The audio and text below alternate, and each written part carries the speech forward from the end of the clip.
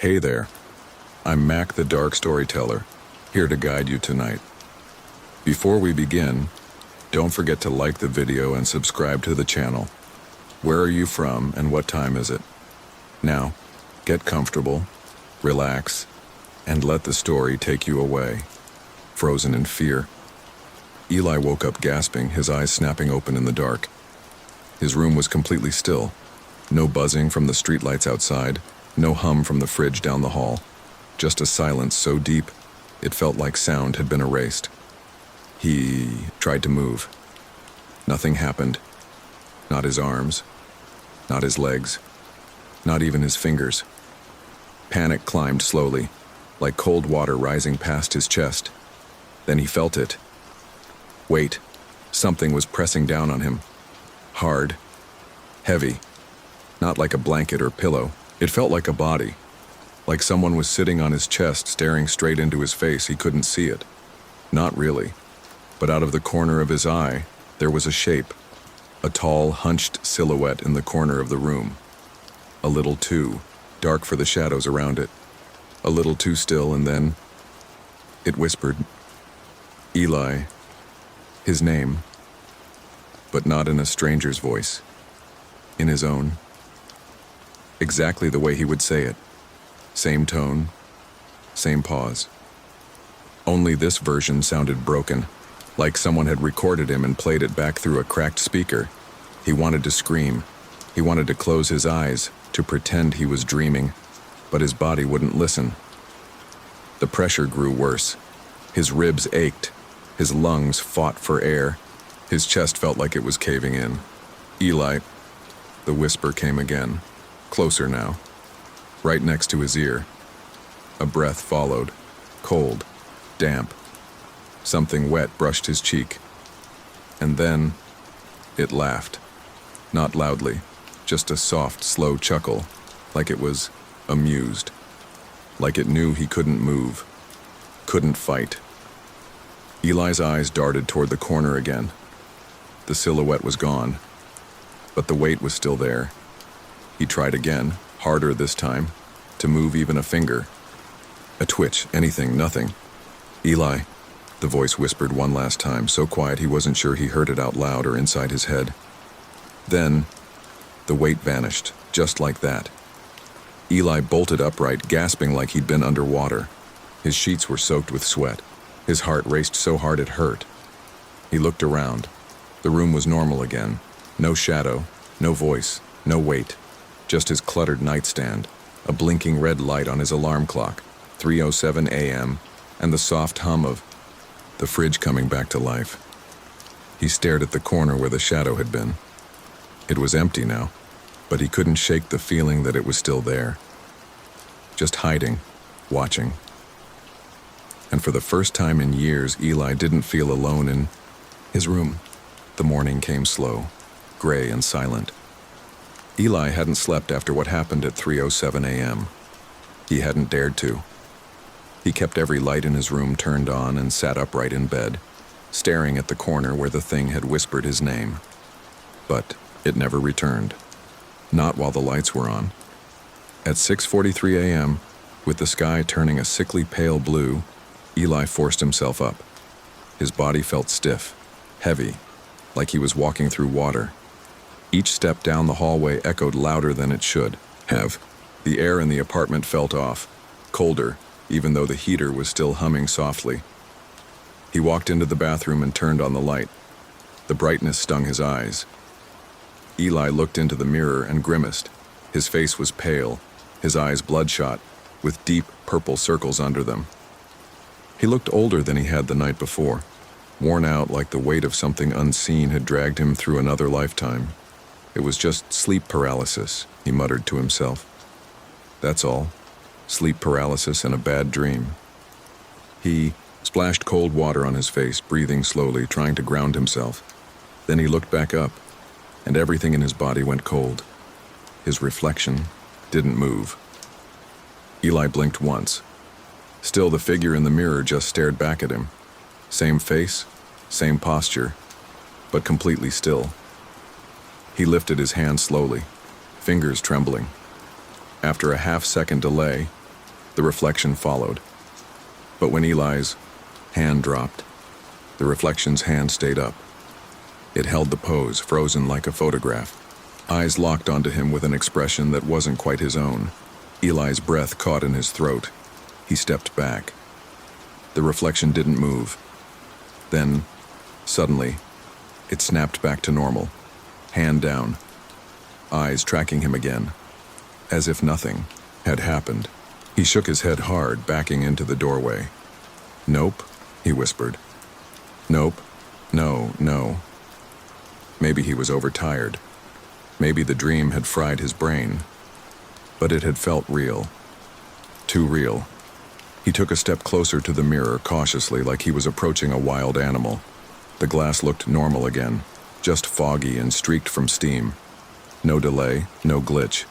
He raised both arms quickly. The reflection mirrored him perfectly. But his gut said something else. Something was off. He leaned closer, and for a split second he swore he saw the reflection's mouth twitch, like it was about to say something. He froze, stared into his own eyes. They looked familiar, but wrong. Like someone was wearing his face, pretending to be him. He reached out slowly and pressed his fingers to the glass. It was cold, but in that moment, he felt it push back, just slightly. Like a second set of fingers met his on the other side. Eli jerked his hand away and stumbled back, nearly falling against the doorframe. He didn't turn his back on the mirror. He walked backward out of the bathroom, eyes locked onto the glass, and just before he crossed the hallway, the reflection smiled, but Eli didn't see it. He had already turned away. The lights in the bathroom flickered once. The reflection stood still, and then it turned its head, just a few degrees, to watch Eli disappear down the hallway. Eli couldn't escape the feeling. No matter how hard he tried, something wasn't right. The incident in the bathroom had stayed with him all day. Every time he closed his eyes, he saw the reflection, standing still, staring back, smiling. The night seemed to drag on forever. Every creak in the floorboards, every gust of wind that rattled the windows made his heart race. He wasn't even sure when he'd fallen asleep. Maybe he hadn't. It didn't matter. Because it happened again. Exactly at 3 a.m., his eyes shot open. The clock on his nightstand blinked red, casting a dim, pulsing light across the room. Eli blinked, staring at the numbers, feeling the cold creep into his veins. 3 a.m. No matter how many times it happened, it still terrified him. His body stiffened as soon as he woke up, like some invisible force was holding him in place. The room was dark, the shadows in the corners stretching toward the bed, hungry and alive. Eli could hear his own shallow breathing, and for a moment, that was the only sound. Then he heard it. A laugh. Not his own. A deep, low chuckle. It wasn't real, he told himself. Just a trick of the mind. But it wasn't a trick, it wasn't in his head. He could feel it. The air vibrating with it, like the sound was coming from everywhere. The walls, the floor, his own bones. It was so familiar, and yet so alien. And it was getting closer. Eli tried to move. Nothing. He couldn't even twitch his fingers. His limbs felt like stone. His chest felt like it was being crushed again, the same heavy, suffocating pressure from the night before. Then came the second laugh. Closer. Eli's eyes darted around the room. The darkness seemed to swell and contract like it had a mind of its own. He could feel it now. Something wasn't alone in the room. He forced his eyes shut, desperate to escape. He tried not to hear it. He begged his body to wake up, to move, to scream. Another laugh. It was right next to his ear now. Eli. It whispered softly. Eli. The voice was barely audible, but it was unmistakable. His own. Eli's throat tightened, the air heavy and thick in his lungs. He couldn't breathe. The weight on his chest seemed to grow heavier, and the laughter didn't stop. It was relentless, louder, closer, closer, closer. He felt a breath on his ear, cold and wet, a whisper that wasn't his own, but it sounded just like him. He wanted to scream, but no sound came out. The laughing continued, growing more maniacal by the second. His mind raced, his thoughts tangled into a mess of confusion, terror, and disbelief. But then one clear thought cut through everything. It's here. He wasn't alone anymore. The shadow wasn't a shape in the corner. It was inside him now, watching him, laughing at him, mocking him. Finally, with all the strength he had left, Eli snapped his eyes open. The clock read 3:02 a.m. The room was still dark, still silent. The laughter was gone, but it wasn't gone. He sat up, gasping for air. His body was shaking, drenched in cold sweat. He turned his head toward the corner of the room, the same corner where the shadow had once stood. Nothing, no shadow, no figure.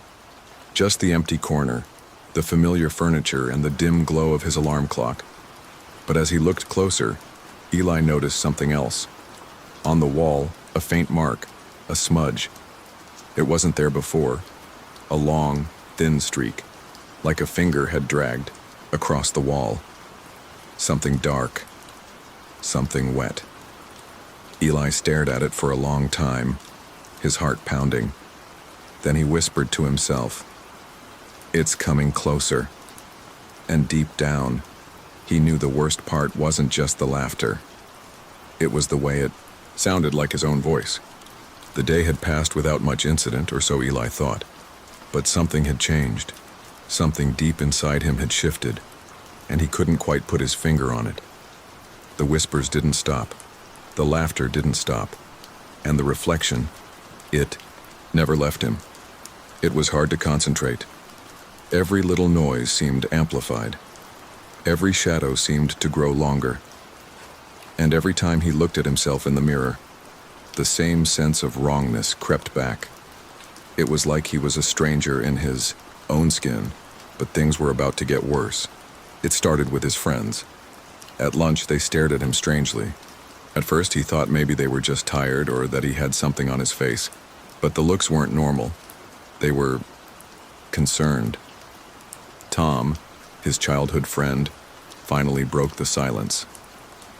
"Eli," he said, looking at him with a frown. "You okay?" Eli froze. He looked at Tom, then to the others. They were all there. Sarah, James, Claire, all of them watching him, their faces a mix of confusion and worry. "Yeah," Eli answered, his voice sounding too small, too distant. "I'm fine." "No, man," Tom said. "You've been acting weird lately. You sure everything's all right?" Eli felt a knot tighten in his stomach. "Acting weird?" he repeated, but it didn't sound like his voice. Tom nodded. "You don't remember anything?" Eli blinked. "Remember what?" Tom's eyebrows furrowed. "You don't remember being at the bar last night?" He glanced at the others. "You don't remember coming back to your place talking to us?" Eli opened his mouth to respond, but nothing came out. He felt a rush of coldness flood his veins. He hadn't been to the bar. He hadn't talked to anyone last night. Had he? Then he remembered. He had fallen asleep early alone in his room right after the laughter. He hadn't gone anywhere. Had he? "I didn't go out last night," Eli muttered. "I was home, Sarah cut in. "Eli, we saw you. We saw you leave. You were fine." She hesitated. "But then you came back and it wasn't really you. You just changed." Eli stared at her. His friends weren't joking. They weren't messing with him. They were serious. They were terrified. You're sure it was me?" Eli asked, his voice shaking. "I don't remember any of it." James leaned in, voice low. "It was you, but it was also not. You were smiling, but your eyes were blank. Empty. Like you weren't even there." He looked at the others, then back at Eli.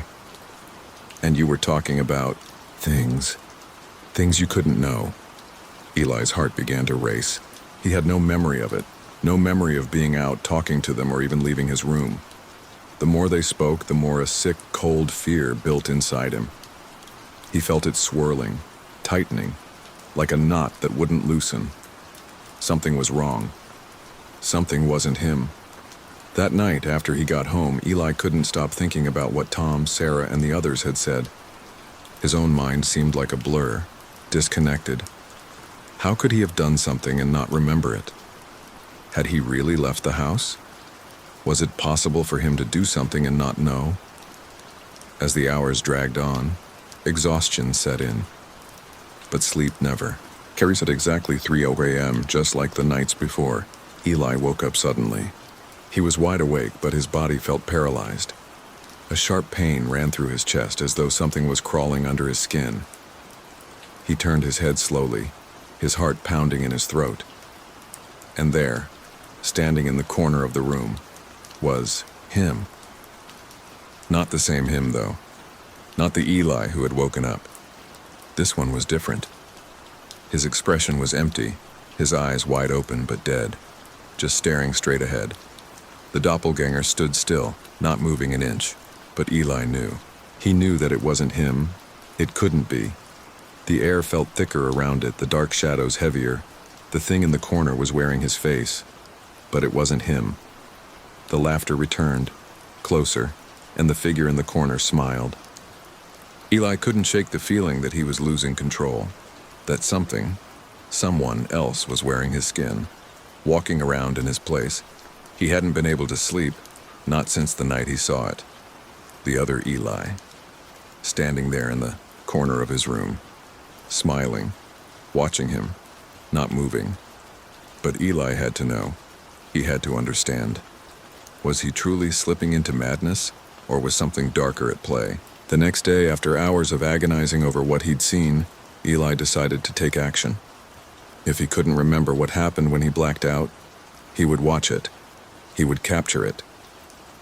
That evening, after his friends had left, he set up cameras, 3 of them. One pointed directly at his bed, one at the corner where the shadow had first appeared, and the third aimed at the bathroom door just in case. The cameras were small and discreet, hidden behind the furniture in the corner of the room and on his dresser. He didn't know what he was expecting to find, but he had to know. By the time nightfall came, the fear had already started to creep in. The silence in his apartment was deafening, thick with something unspoken, something that shouldn't be there. He stared at the clock, 2:58 a.m., and his heartbeat began to pick up. He knew what time it was. He could feel it. At exactly 3 a.m., his body froze. The same thing happened as before. The shadow of something darker, something wrong, began to swirl in the corners of his mind. His heart raced, and he felt his limbs stiffen with dread. But this time he was ready. His eyes were wide open. He wasn't going to fall asleep. Not now. He was determined to stay awake. He was going to watch it. Minutes passed, and the tension in the room grew thicker. The darkness outside seemed to stretch longer, more oppressive. He didn't dare blink, didn't dare close his eyes for a second. The laughter didn't come immediately. For a brief moment, it was just silence, but then the whispering started. Eli. He looked around, his breath shallow. His body tensed, waiting for the next move, the next sound, the next sign of whatever was haunting him. The room was cold, colder than it should be. He turned his head towards the camera on his nightstand. The little red dot was blinking. The recording was running. He glanced at the clock again, 3:12 a.m.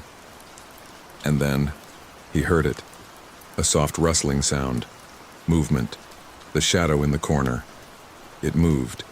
Eli blinked, once, just once, and in that instant, the shadow shifted. It was now standing in the corner, right where it had been the night before, watching him. Then, without warning, the door to his bathroom creaked open, but no one walked in. Eli's pulse quickened. He wasn't alone. He couldn't deny it any longer. His reflection wasn't just standing there. It was moving. With dread crawling up his spine, Eli held his breath, waiting. The minutes dragged on like hours. It wasn't until he heard the unmistakable sound of something breathing near his ear, cold and wet, that he realized in horror what was happening. He wasn't asleep. He wasn't moving. But someone, or something, was. Eli couldn't move. He couldn't even blink. The laughter grew louder, colder. The air around him felt suffocating. He had to fight to keep his eyes wide open, but he couldn't. Not for long. The sound of footsteps grew closer. The hair on the back of his neck stood up. It was getting closer. Then the cameras beeped, signaling that they'd finished recording. The red lights turned off and everything went quiet. For a moment, everything felt too still.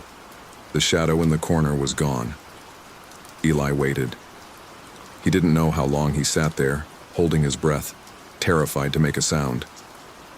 Finally, when the quiet became unbearable, he stood. He walked over to his desk and pulled out the SD card from the camera. Hands shaking, he inserted it into his laptop, praying that he was wrong, praying that he wouldn't see what he feared. He clicked play, and his blood ran cold. On the screen, the camera showed the exact moment he fell asleep. It was exactly as he remembered. But what followed? He saw himself, standing over his bed, watching himself sleep. The face on the screen was his, but it wasn't him. His body moved like a puppet, slow and deliberate as it leaned in closer to the bed. The eyes on the screen were wide open, but the expression, it wasn't his. The eyes weren't filled with sleep, they were empty, dead. And then, the figure bent down, staring at the Eli in bed. The camera shook slightly, as though it couldn't bear to capture the horror any longer. The screen went black.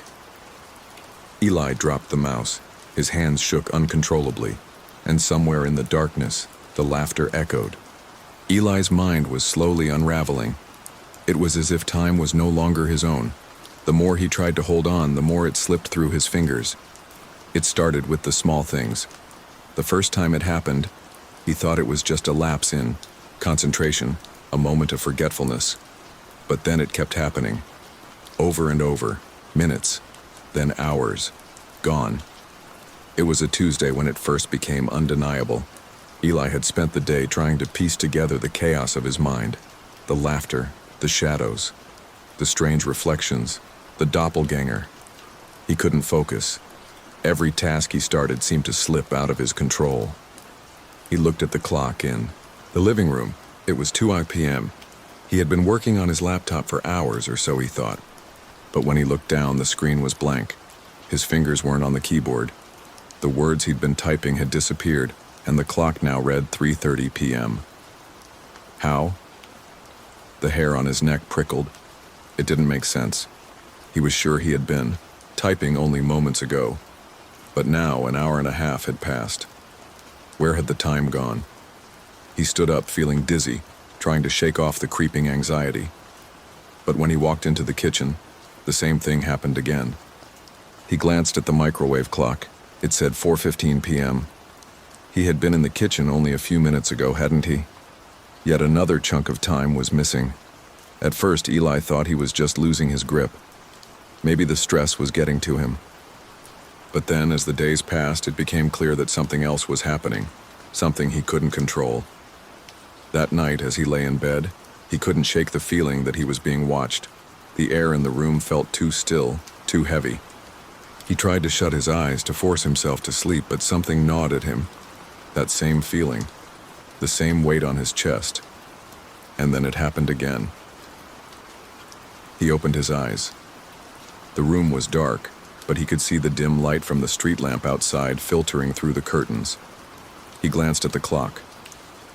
3 a.m. He had just fallen asleep, hadn't he? But the seconds were moving too fast. The night had already passed, a whole hour gone without him even realizing it. Eli sat up in bed, his mind racing. Was he losing his mind? Was he becoming someone else entirely? And why did it feel like something was always in the room with him, waiting, watching, waiting, for him to fall asleep? His body trembled as he turned on the light and grabbed the notebook from his nightstand. He needed to write down his thoughts. He needed to understand. As he scribbled down his feelings, trying to make sense of the mess, in his mind he noticed something strange. There on the page was a note in his own handwriting, but he didn't remember writing it. He knows. He's inside me. He's coming for you next. Watch out for the corner. Eli froze. His blood ran cold as he read the words again and again. He didn't remember writing that. He didn't even recognize his own handwriting anymore. It was as though someone else had taken control of his hand, his thoughts. Someone was forcing him to write, to remember. He opened the next page. More notes. More strange messages. Don't blink, Eli. It's already too late. It's not you. Not anymore. The ink smeared on the paper, like it had been written in a rush, in a frenzy. Eli's breath caught in his throat. His hands shook as he turned the pages. The more he looked, the more it seemed like the notes were getting darker. He's awake. He knows you're here. Don't let him in. His heart pounded. Who was writing this? He couldn't remember any of it. He hadn't written any of these words. Yet there they were, on the pages, just like they'd always been. The shadow. It knew, and it wasn't just a shadow. It was aware of him. It knew exactly what was happening. The walls around him seemed to close in, suffocating him. Eli gasped for air, his body freezing as the cold dread washed over him. He wanted to scream, but his voice caught in his throat. He couldn't move, couldn't think, couldn't. A loud noise broke through the silence. The bathroom door creaked open, slowly. The shadows in the room stretched across the floor like claws, and in the doorway, standing just out of sight, was someone else, someone who looked just like him. Eli's heart skipped a beat. The figure didn't move. It just stood there watching, waiting, smiling. The shadow had taken him. It was already inside him, and it was waiting for him to blink. Eli's world had become a blur. It was like the very fabric of reality was unraveling, thread by thread, and he couldn't hold on to any of it. It was no longer just the whispering, the laughter, or the eerie doppelganger standing in the corner. It was the sense of dissociation that was creeping in. He wasn't sure where he ended and where the shadow began. He had stopped sleeping altogether, but the longer he stayed awake, the worse it got. His mind kept playing tricks on him. His reflection no longer mirrored his movements exactly. Sometimes he'd find himself in places he didn't remember going. He'd walk into a room and have no idea how he'd gotten there. But the worst part? He couldn't remember if it was all just a dream. The lines between the waking world and his nightmares had blurred so much that Eli wasn't even sure if he was asleep when he was awake anymore. Was he lying in bed? Or was he somewhere far, worse, in the grip of the shadow? That night, he found himself standing in the middle of his room again. The clock read 3 a.m. It was always 3 a.m. He couldn't remember how he'd gotten here or why he felt like the walls were closing in on him. The room was cold, freezing. He couldn't feel his fingers or his toes. He tried to move, but his legs felt heavy, like they were weighed down by invisible chains. He couldn't breathe. He wanted to scream, but his voice wouldn't come. He was frozen, and then, in the dark, he saw it.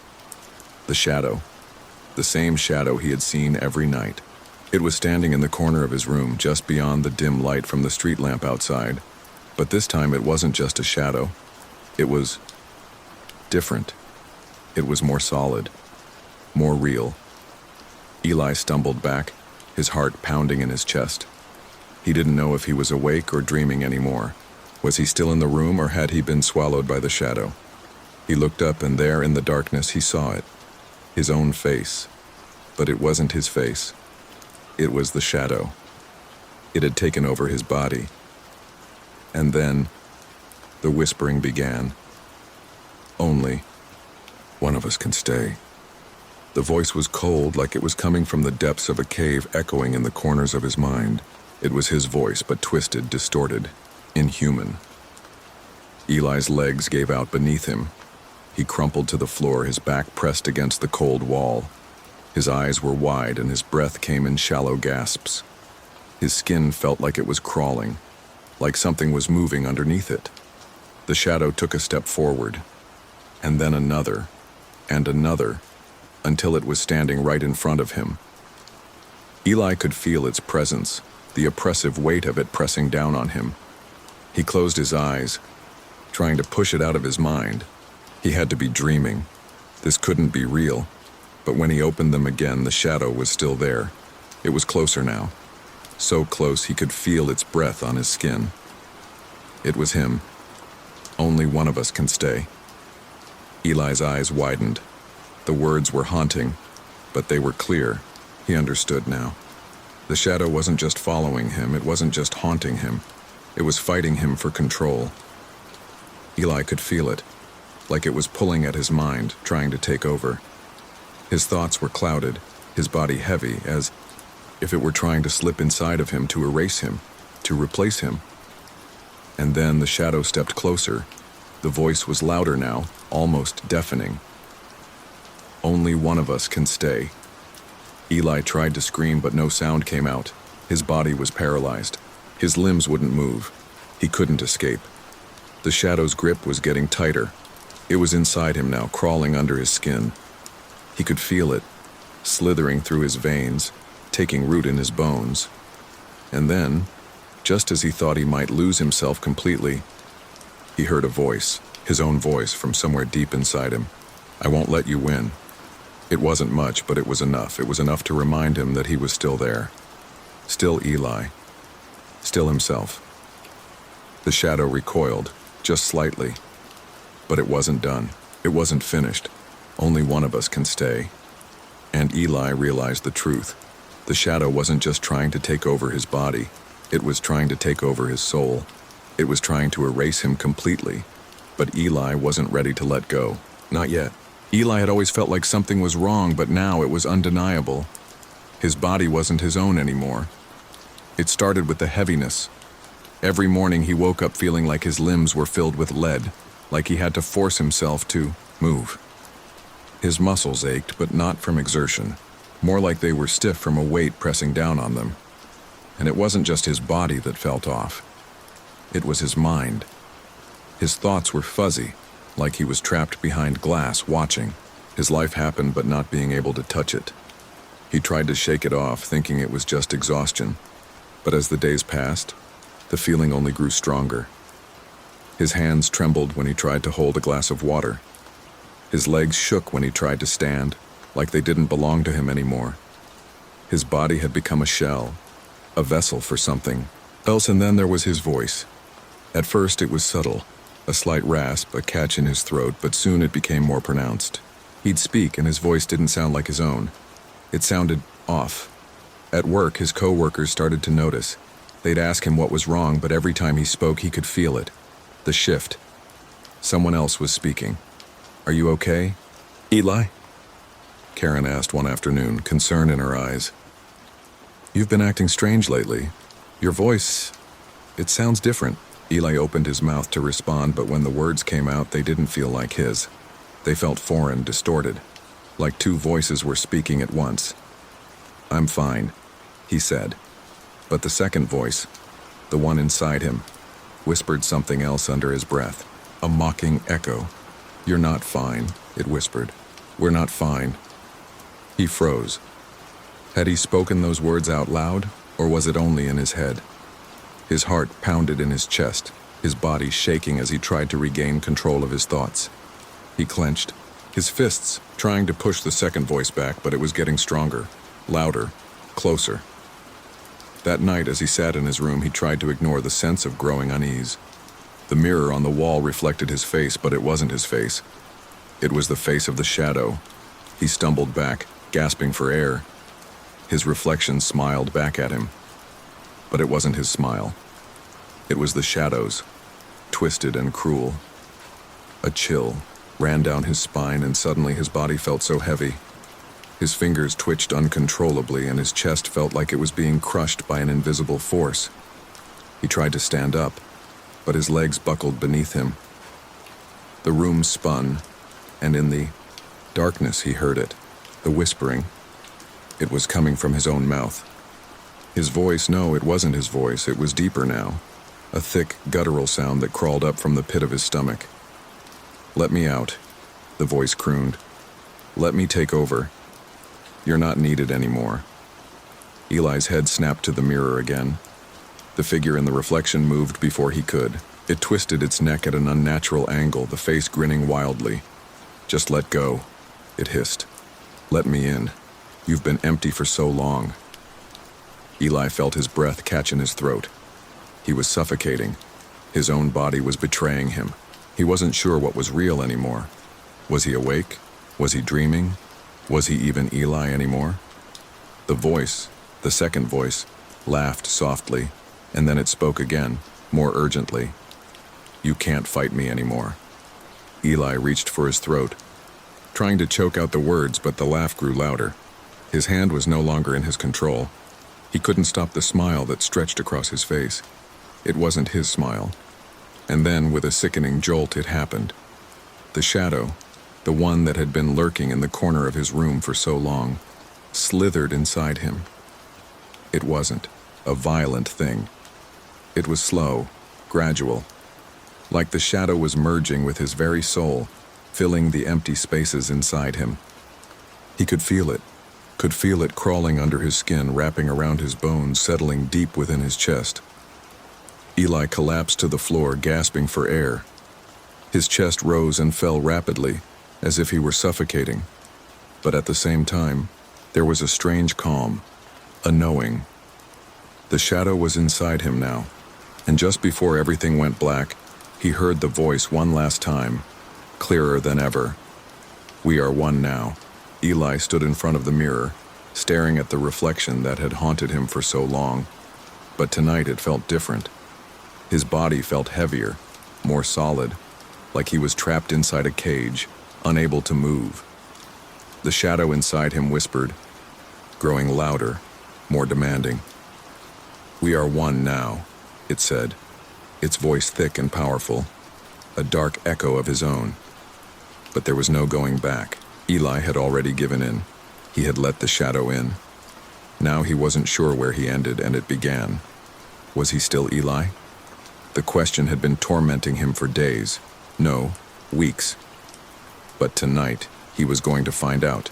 Tonight, he would confront the thing that had been trying to destroy him, trying to take everything from him. He couldn't hide from it any longer. The reflection in the mirror grinned at him, its mouth stretching impossibly wide. It wasn't his smile. Not anymore. It was the shadows. Eli's breathing quickened as he reached out with shaking hands to touch the cold surface of the glass. His reflection copied his every move. But it was wrong. It was off. His reflection didn't match his movements perfectly. It moved with an unnatural delay, as if someone else was controlling it. Suddenly, the reflection stepped forward, its grin widening, and it spoke in a voice that was not his own. Your turn. To sleep. The words hit him like a punch to the gut. It wasn't just a voice, it was the shadow. The shadow had finally broken through. It wasn't just in his mind anymore. It was now in his body, his soul, his very essence. Eli stumbled backward, his heart pounding in his chest. The reflection in the mirror took a step toward him. The glass seemed to ripple like water, distorting the image before his eyes. And then, the shadow stepped through. The glass shattered. It wasn't like a normal reflection breaking. No. It was more like the mirror itself had been split open, and the darkness that had been trapped inside poured out. The shadow, his reflection, emerged from the shards, its twisted form shifting and warping as it came through. Eli felt his body tense, his breath caught in his throat as the shadow moved toward him. He was frozen in place. His legs wouldn't move, his arms felt numb. It was as though he couldn't even control his own thoughts anymore. The shadow reached out, its cold fingers brushing his face, sending a chill down his spine. And for a moment, Eli could feel it, the shadow inside him. He was one with it now. He could feel the dark presence in every part of him, crawling beneath his skin, wrapping around his heart. It was no longer a separate entity. It was him. The shadow's voice echoed in his mind, low and cruel. You are nothing but a dream now, Eli. A whisper in the dark. and soon, you will be gone. Eli's vision blurred. His limbs were heavy. His mind was slipping further away from him. He could feel his body starting to give way, like it was no longer his to command. But he didn't want to let go. Not like this. Not to the shadow. With all the strength he had left, Eli raised his hand, pushing against the cold surface of the mirror, his fingers scraping across the broken shards. "I am not you," he whispered, his voice cracking. But even as the words left his mouth, he could feel the shadow's presence tightening around his chest. His voice was no longer his own. It was slipping away. He couldn't fight anymore. Not like this. Not when the shadow had consumed him from the inside out. The reflection, the shadow, smiled again, and this time it wasn't just a smile. It was a promise. Your turn to sleep. With one final crushing weight, the shadow overwhelmed him.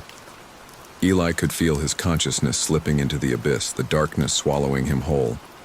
His last thought, as the shadow took full control, was a whispered question. Who am I now? And then, there was nothing. Eli woke up, but something was wrong. He couldn't move. He couldn't feel his limbs, as though he were stuck in a dream he couldn't wake from.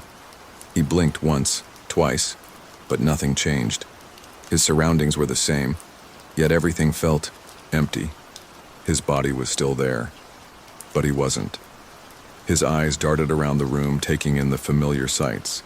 The desk piled with papers, the window with the sliver of morning light creeping in, the mirror reflecting the stillness. But it was the silence that hit him the hardest. He couldn't hear his breath. His heartbeat didn't thud in his ears. There was nothing. It was as though he were drowning in the quiet, sinking deeper and deeper into a space where his own existence had no meaning. He couldn't feel his chest rise and fall. He couldn't feel anything.